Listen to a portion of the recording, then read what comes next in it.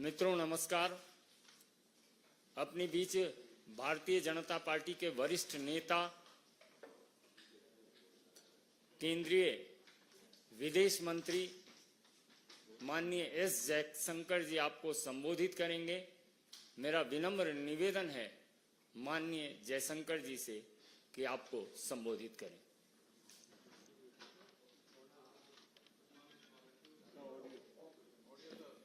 Good morning to all of you. I know it's a little bit early, so thank you for making the effort. Today's press conference is about the Kachativu issue and also the situation of Tamil fishermen which arises from it. Now, maybe all of you may not be completely familiar with Kachativu, the whole problem. So let me first explain what the issue is, and then I want to tell you today what has really transpired, which has created the issue, and why that issue is today relevant to all of us. Why are we debating it today? In 1974, India and Sri Lanka, in June 1974, concluded an agreement where they drew their maritime boundary. And in drawing the maritime boundary, Kachativu was put on the Sri Lankan side of the boundary. This agreement of 1974 had three other clauses. One clause which said that each country shall have sovereignty and exclusive jurisdiction and control over the waters.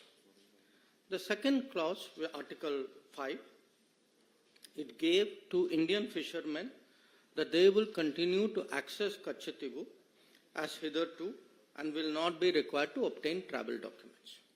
And the third one, that the vessels of India and Sri Lanka will enjoy in each other's waters such rights that they have traditionally enjoyed. So this was the agreement which was reached in 1974 in June. Now when this agreement was presented before Parliament, the then Foreign Minister, Shri S Singh ji, he actually assured the Parliament, and I am reading his words, I feel confident that the agreement demarcating the maritime boundary in the Pork Bay will be considered as fair, just and equitable to both countries.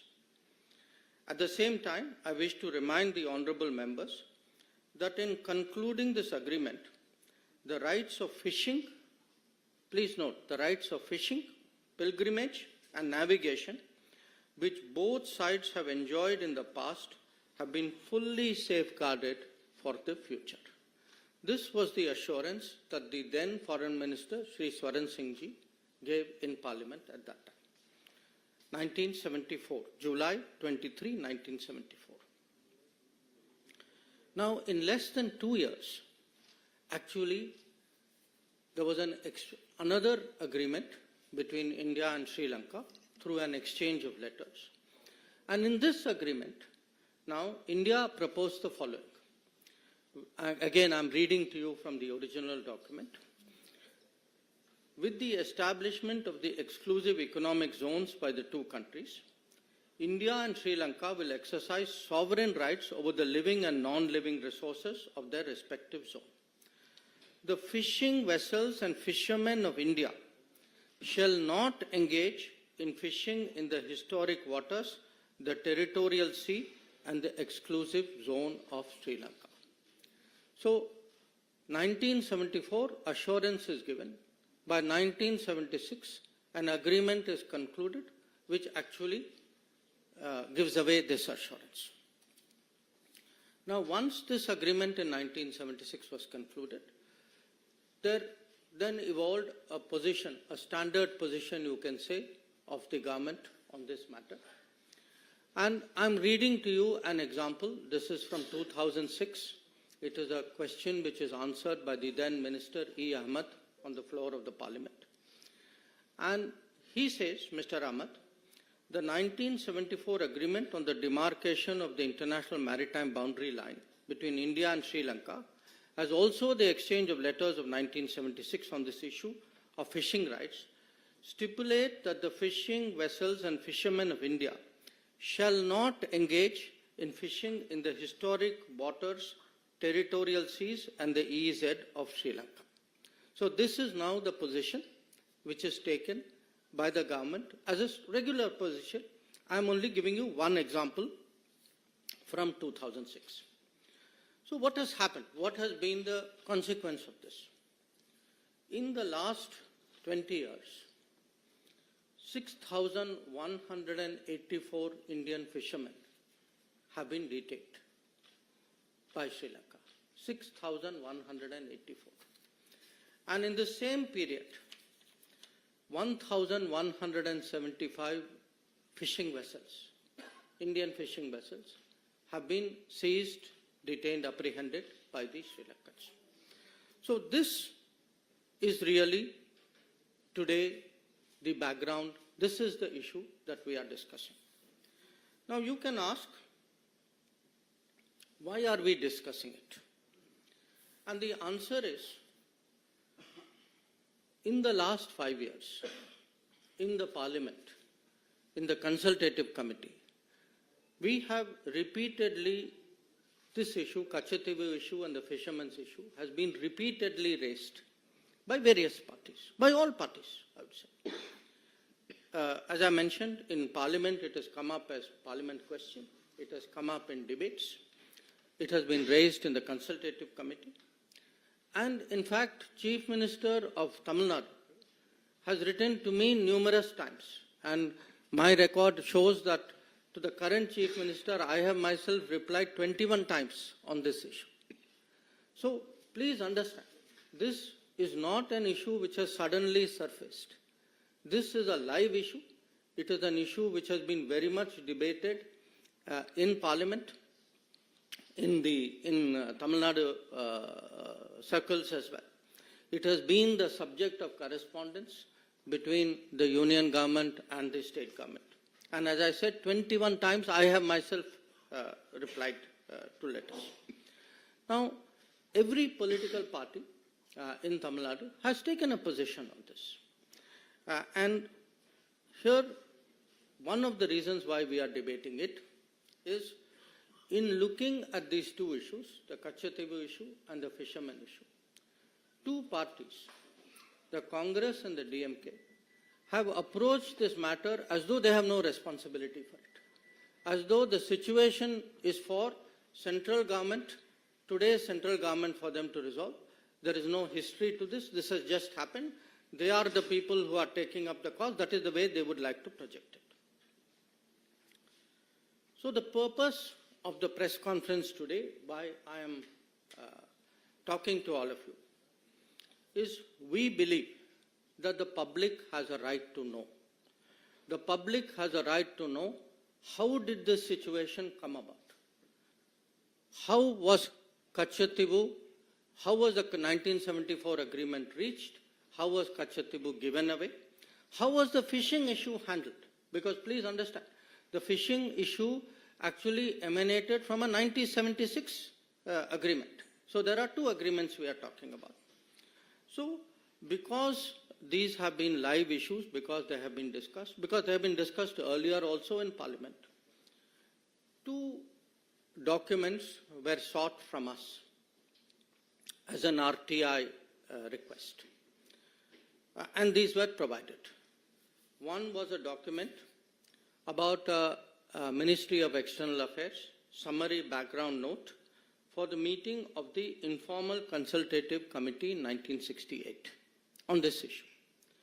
And the second was a record of discussion of a meeting between the then Foreign Secretary and the then Chief Minister of Tamil Nadu, Honorable Kalaignar Karunanidhi, in June 1974. Now, the point today is, we know there are two agreements. We know there's a 1974 agreement. We know there is a 1976 agreement. We know who did this, how has this situation arisen? What we do not know is who hid this, who has been party to it, what has been concealed from the public, and we believe it is the right of the public today to know how did this situation come about. Now, with regard to the Kachatibu issue itself, there have been claims and counterclaims. India had its arguments. Sri Lanka had its arguments. In fact, in one of the two documents, both documents actually, but one has more detail than the other, these claims have been spelled out in some detail. India's claim is mainly that the Kachatibu island belonged to the Raja of Ramnath, and that he had it from the time that East India Company assigned it to him. It was part of his zamindari rights, and these rights also included fishery, and also that later on these rights moved from the Raja of Ramnath to the Madras government. A second argument was that during after independence, for many years, Indian customs regularly went to Kachatibu, and this was not obstructed. And the Indian view also was that there was absence of any documentary evidence to show that Sri Lanka had an original title to Kachatibu. So these were largely the Indian arguments. The Sri Lankan argument, which also this document, which has been obtained under RTI, has released, was that according to them, they have records which go back to the 17th century, and that they also feel there were some conferences where which looked at their claim in a more positive manner. This is their claim. Now, what actually happened on Kachatibu was, after both India and Sri Lanka became independent, there were issues between the military of the two countries about using this island. And that's how this issue actually came up as an issue between the governments. And from the 1960s, this issue picked up. And it was particularly discussed. There were many discussions, but I think the most important one was a discussion in 1974, few months before the Kachatibu agreement was done, when the then Sri Lankan Prime Minister, Sirimavo Bandaranaike, came and met Indira Gandhi ji, who was then Prime Minister of India.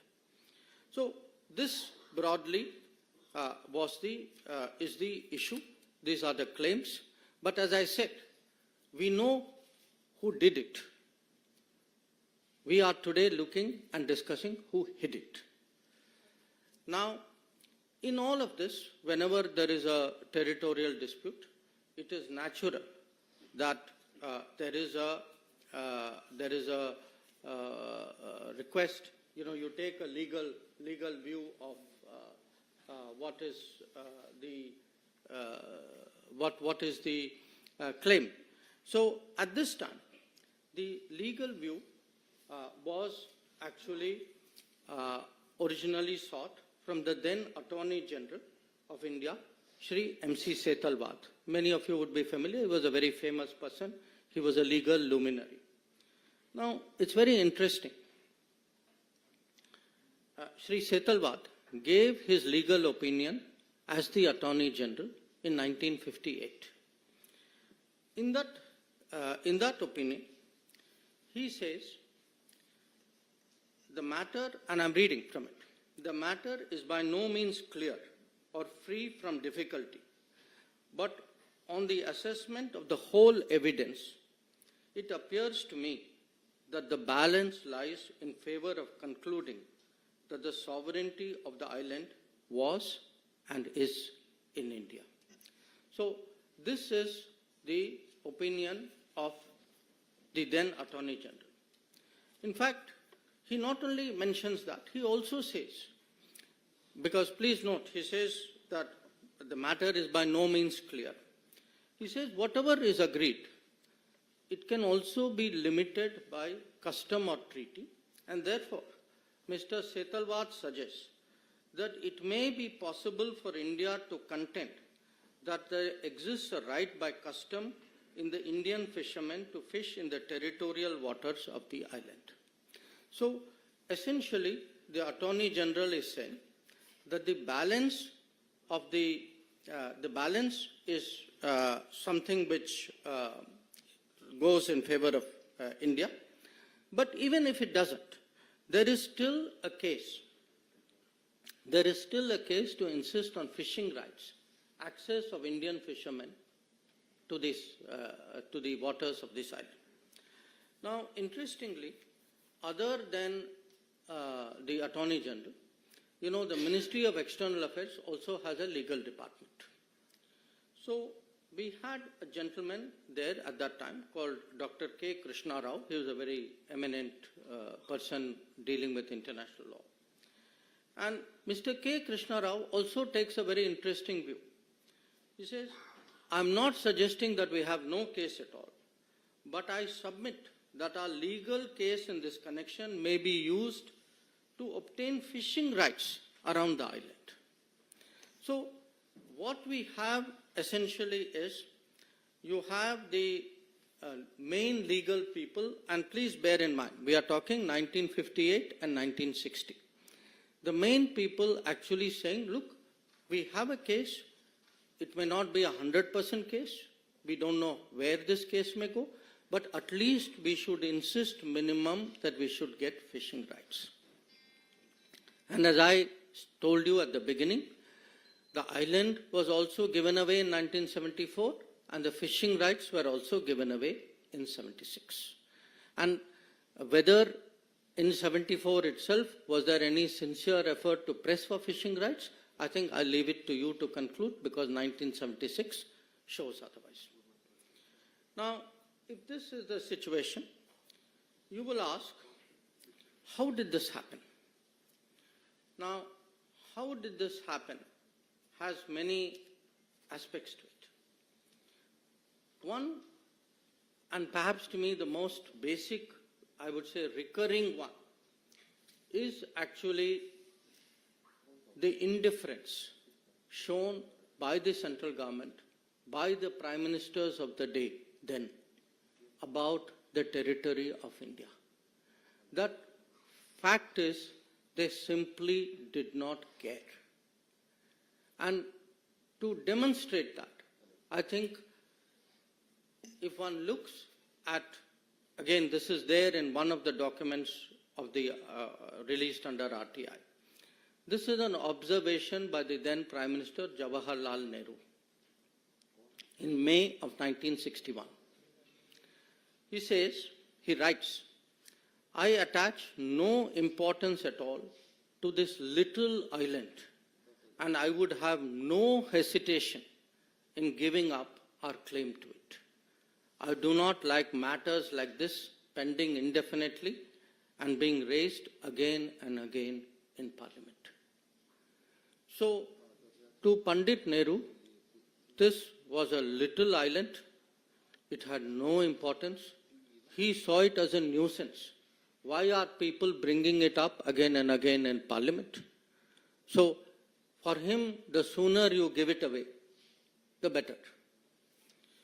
Now, you can say, okay, this was Pandit Nehru's view. Now, I want to read to you. Actually, this was not just Pandit Nehru's view. This view continued on to Indira Gandhi ji as well. So, it's very interesting. If one goes through the records of Parliament, we are now looking, I'm fast forwarding it to the time when Kachatibu agreement is done. There is a member of Parliament called G. Vishwanathan from Tamil Nadu. And he says, this is I'm quoting from Parliament records, we are worried about Diego Garcia, thousands of miles away from Indian territory, but we are not worried about this small island. When we speak of it, the Prime Minister, he's talking about Indira Gandhi ji, the Prime Minister is said to have remarked in the AICC meeting that this is a little rock. I am reminded of those days when Pandit Nehru called about our northern boundary as a place where not a blade of grass grew. I would like to remind the Prime Minister that after this historic statement by Prime Minister Nehru, Pandit Nehru never regained the confidence of the country. This is going to happen to the Prime Minister when she says this is only a little rock and that there is nothing to worry about the territories of our country. So, as you can see, this is not just one Prime Minister, whether it was Pandit Nehru or whether it was Indira Gandhi.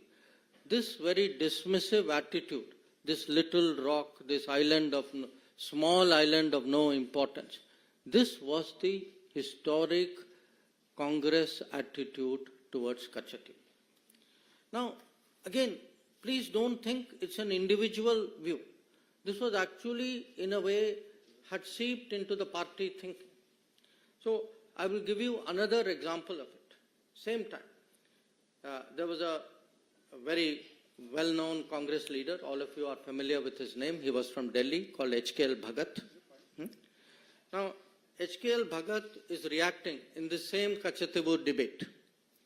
So, he says, and I'm quoting from the parliamentary record, he says, my honorable friend from the DMK was just now talking about Kachatibu, the island.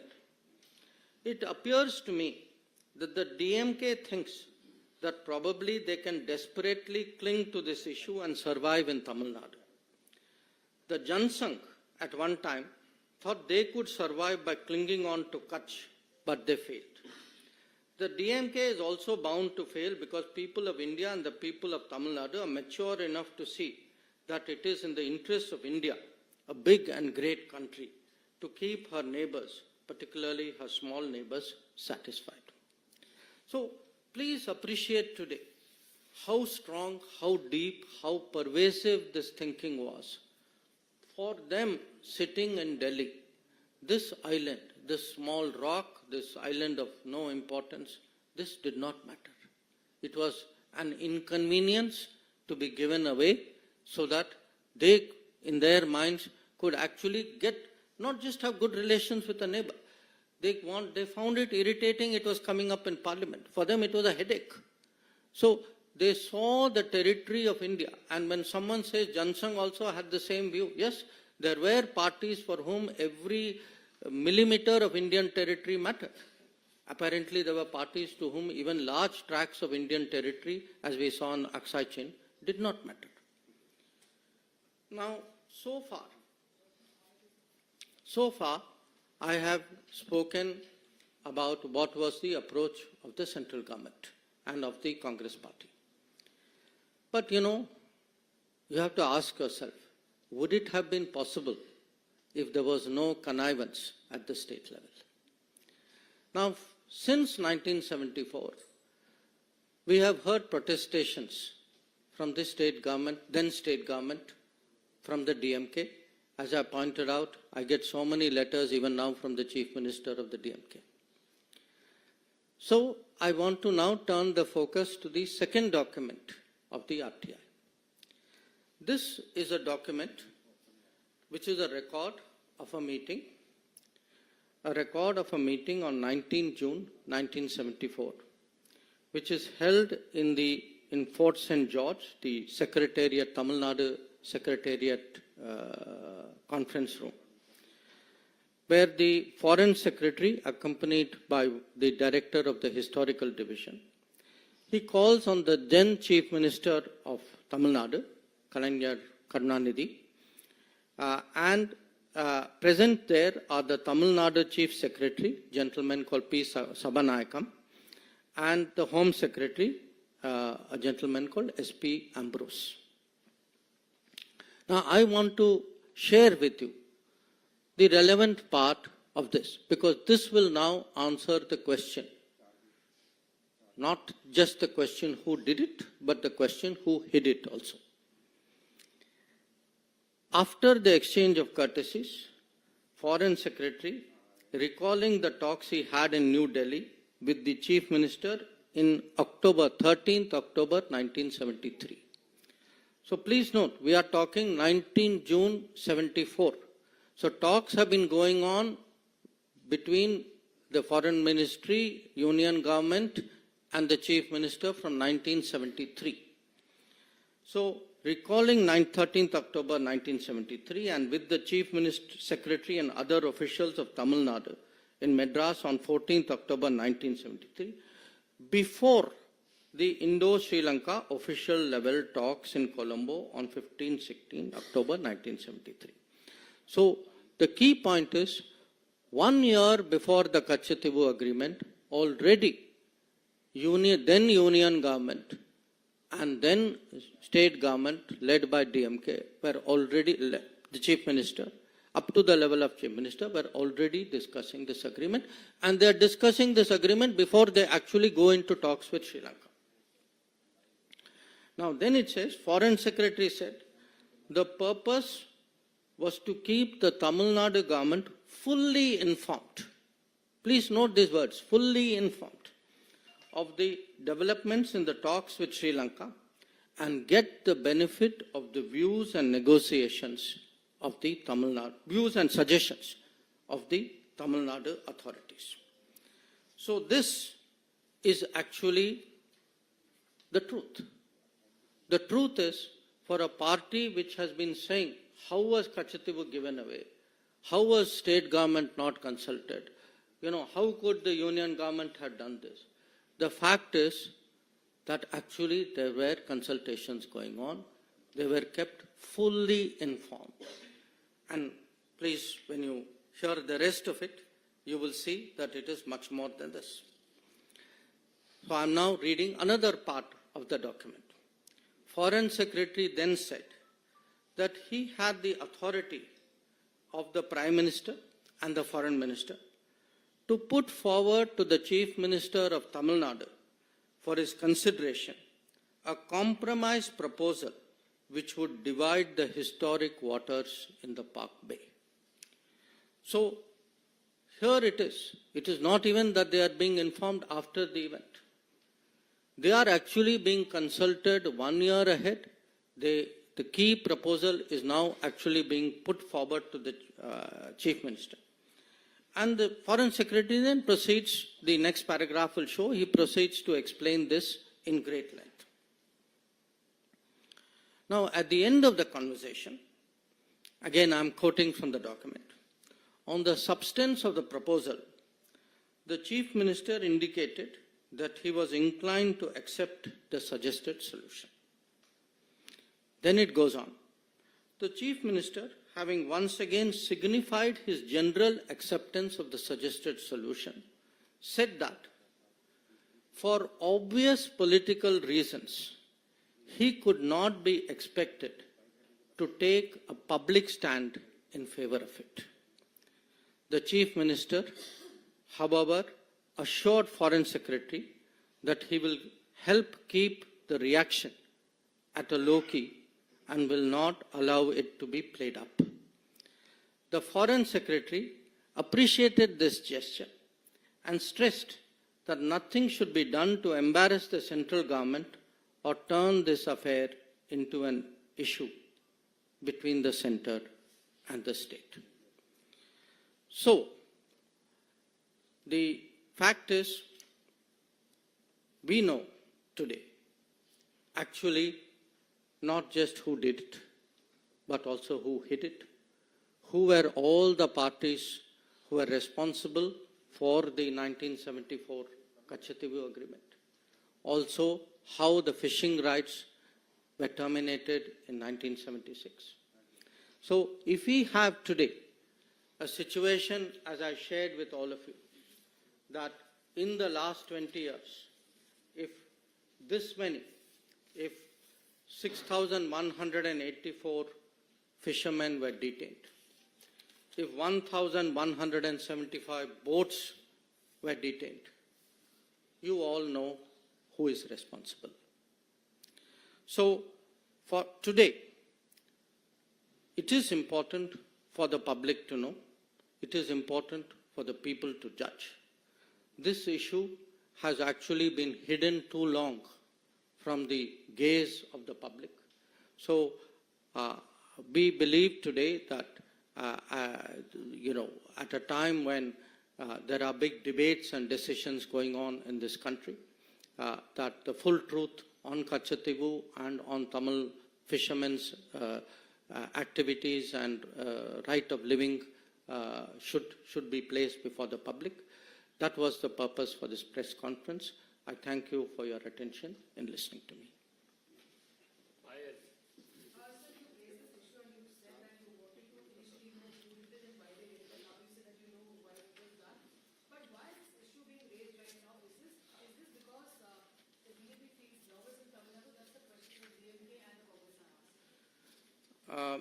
Payal, no, I don't think it is a question of feeling nervous. On the contrary, I think anybody who has seen the Prime Minister's road shows will see the upsurge and the enthusiasm in Tamil Nadu. It is being raised because it has been very much a public issue. I mean, as I said, look, 5 years. I myself have written 21 times to the Chief Minister Stalin of Tamil Nadu. Every meeting, please look at the parliament records. Anything, there was a discussion even on an anti-piracy legislation. The DMK members stood up immediately and said, Kachativu, Tamil Nadu fishermen, we support it.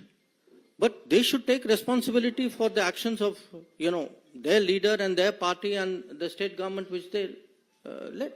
And so should the Congress. I mean, if their policies, their conscious decisions and things which they had as a deal between them, if this deal led to this situation, they should own up to it.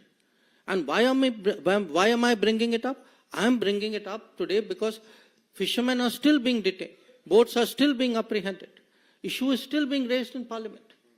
But it's being raised in Parliament by two parties who actually did it and say, oh, I had nothing to do with this. So I think the truth must come out. Deepika Rathod, please. Deepika Rathod. No, sorry, your question is on this topic? Let me take the question on the topic.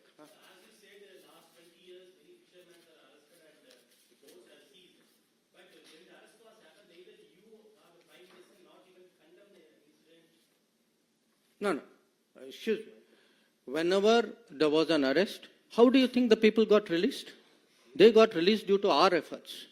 I have myself, Prime Minister has taken it up with the President of Sri Lanka, with the Prime Minister of Sri Lanka. I have taken it up with my counterparts. Our embassy is working on it.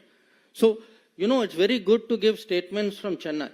The people who do the work are us. And we are doing the work because of a situation which people in Chennai and then people in Delhi put us into. So this is not a question of condemning it. We are the people who get the fishermen released. We are the people who got the boats back. So let's get the record straight. So please.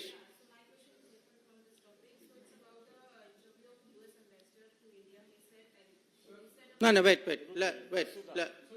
First, let's take questions on this topic. Basudha.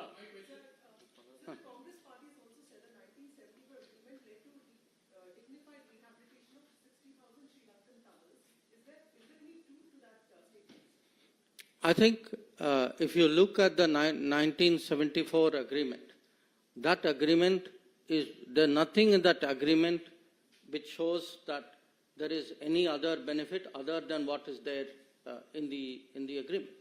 See, what is very troubling? What is troubling is, okay, there was a 1974 agreement. You know the controversy about that. You all know that this matter has gone to Supreme Court. It is sub judice out there. Then, after giving assurance in 1974 that nothing has actually changed, in less than 2 years, actually the fishing rights change. Okay. Then, okay, now two things have happened.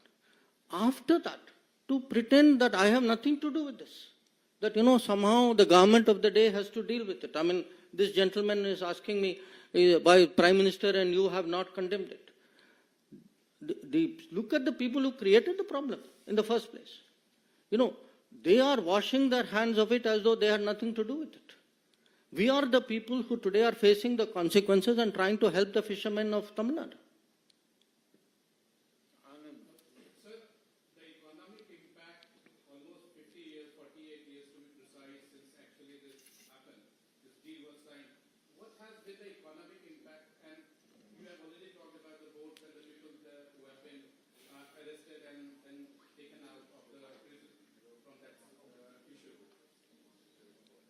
See, what has happened is these agreements have been done, okay? The result of these agreements today is a situation which is a source of great concern, okay?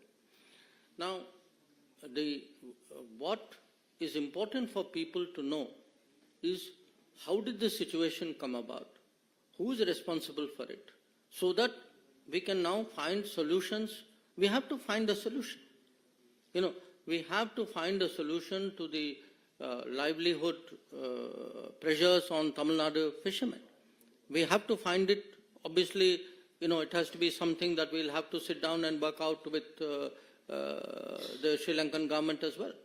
And in fact, we have made great efforts. On the contrary, you know, we have tried to, this government has tried to support them through various schemes by giving them, you know, support for longliners which will take them further away into the sea, by trying to support the fishing industry out there, by trying, you know, wherever there is an apprehension, by working out procedures and getting them back. So we have given, you know, 100% support and more for the fishermen. But somewhere we have to be honest about how this situation came about. And I think particularly because people are politically posturing, you know, the same people who connived at all this are today standing up and trying to pretend to be champions of this fisherman.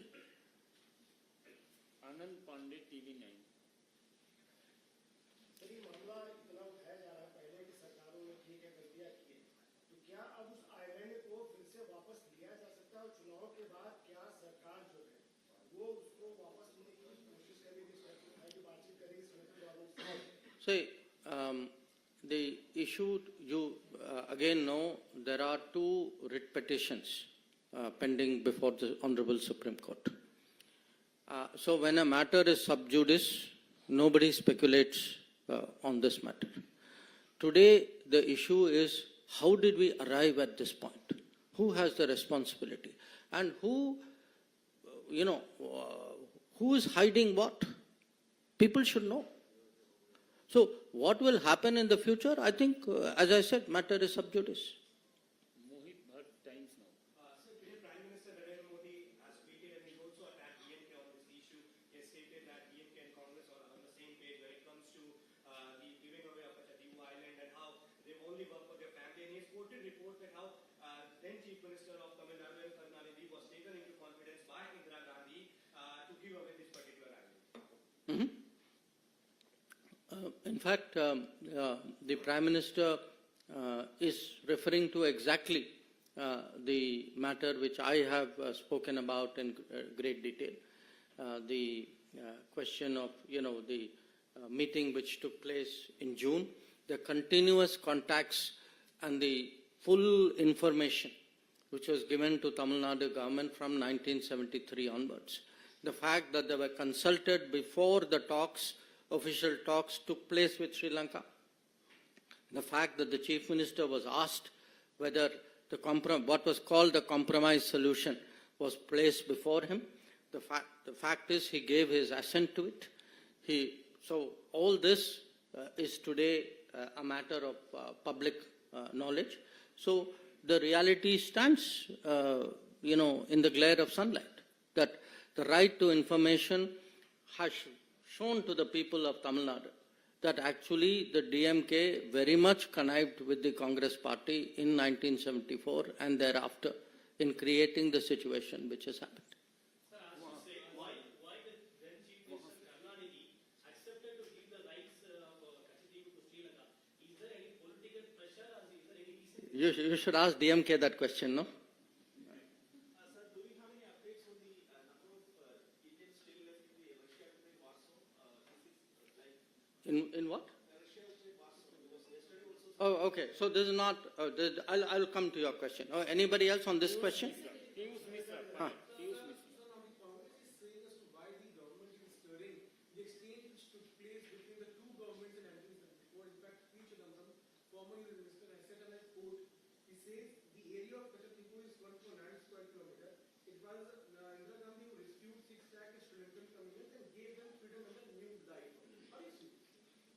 No, I think, frankly, this is a cover-up for something which was done. You know, if there was any such consideration, we would see it in the records. The record is very clear. What does the record say? The record says, Pandit Nehru said that this is a small island of no importance.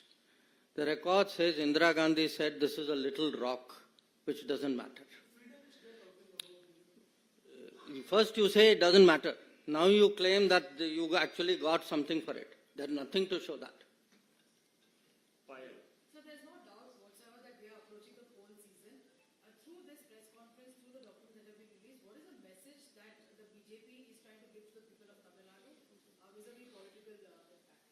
No, look, I think it is important for the people of Tamil Nadu to know the truth about a very emotive issue on which the public has been misled for many, many years.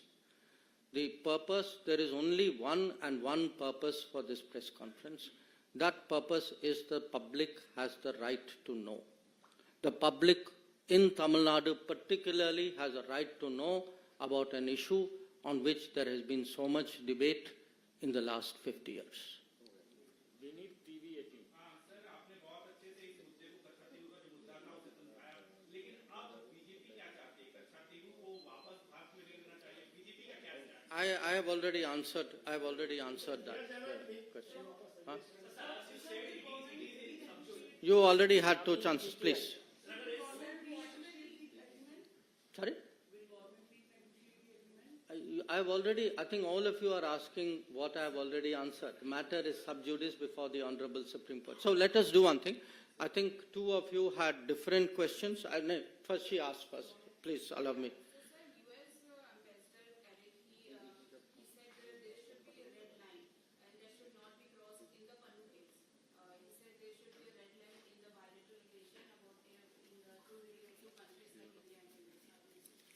See, the US ambassador, as an ambassador, obviously will say what he thinks is the thinking of his government or the position of his government. I will say what is the position of my government. And the position of my government is that in this particular case, there have been certain information which has been provided to us, which we are investigating.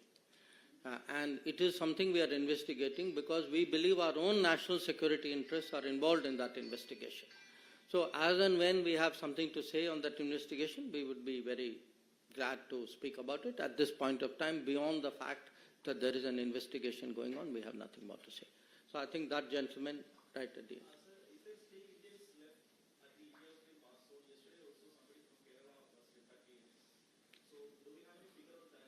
You know, I had the Ukrainian foreign minister in Delhi just 2 days, 3 days ago. And my understanding is, yes, there are some Indians, there are some people who are working there, some people who are studying there. There are different people who are doing different things. So there are some people who have chosen to go back. Again, I want to say, you know, we had given advisories asking people not to put themselves at risk. I mean, that is our duty as a government. But there are people who have chosen to go back. But if there is any situation, see, the Modi Sarkar, through its entire record, wherever any Indian is under any trouble, we have always made it a point to ensure their security. So if there is somebody in a situation, my advice would be they should reach out to the embassy, and I'm sure the embassy would respond. Sorry? Yeah, I'll end with that. I think in that case, we have taken it up very, very strongly with the Russian government, and we are trying to get all these people back to India safely.